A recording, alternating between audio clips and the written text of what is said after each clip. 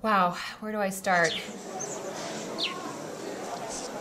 We went to Uganda, particularly we went to a little village called UCLA. This trip took place in December 2010 for 2 weeks, but it really started about a year ago in January. It was when I ran into Nicholas Smith. My research focuses on tailoring the Grameen Bank model, which is sort of the universal model for microcredit, to the local context. We were at 5 different clinics. 2 of the clinics were immunization-based, so we were giving about 50 immunizations to babies ages 12 months to 16 months. After our initial assessment in September, there were 3 topics that we wanted to focus on. The first one was maternal health, particularly labor and delivery.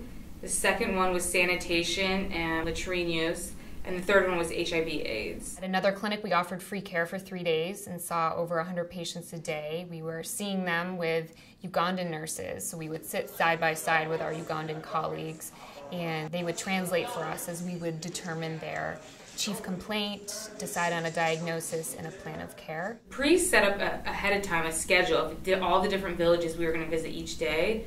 And then they had kind of a leader that would meet us there when we got there, and he would take us to 5 different houses. And lastly, we did a HIV/AIDS and healthy living seminar after church one day. Do you think that a lot of the women will go for testing more often now? Yeah, sure. A lot of them will go for testing, and many of them were asking where to go for testing. The others had never gone for testing before. So I think a lot of them will go for testing according to what we told them. We split up into groups of 7, each had about 27 participants in the group, and we led them through background information on HIV/AIDS. We played some games with them, which they loved, and answered a lot of their questions. This is my favorite part of the trip. We would go to the people's houses and talk to them and really hear their stories. That's where we really got to know the people and the community and what was going on. For me, it was important in my own nursing practice as a new nurse to be culturally competent, to understand what it's like to not speak the same language as my patient and to face those sort of barriers. When you try to do independent projects like this, you can't just up and raise some money and then go out and say, I'm going to go work in this specific country. You have to work through the existing institutions, and you have to have contacts on the ground. It was really difficult starting off trying to see who we could get support from, who would want to be involved in such a tremendous effort. Alicia and I had been friends for a while, and I knew she had an interest in international nursing. I always wanted to make sure that there's already relationships that are established so that our projects are a collaborative effort and not just Americans coming in and trying to save the world or take over when we don't even know the community. I've been working on development projects in Congo and Uganda for 2 years now, and for a number of years in northern Mexico.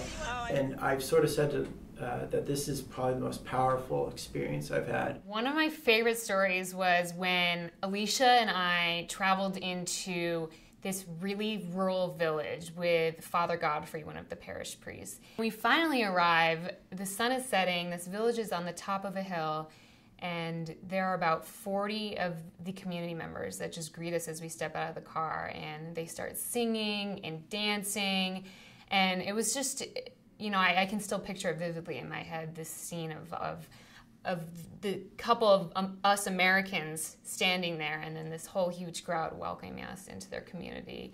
And at the end of that stay, Alicia was presented with a live chicken, which is the utmost form of respect and a huge gift to receive. Their culture is really different, but in terms of their personal values, they're similar to Americans. I actually feel like their values are a little bit better than ours. One of the things that really attracts me about Uganda is that the people truly value community. It also gave me really good insight into what practicing nursing or medicine is like without modern technologies. Basic things like taking a blood pressure when we're over at UCLA Ronald Reagan and we have those great electronic cuffs and you just have to hit one button.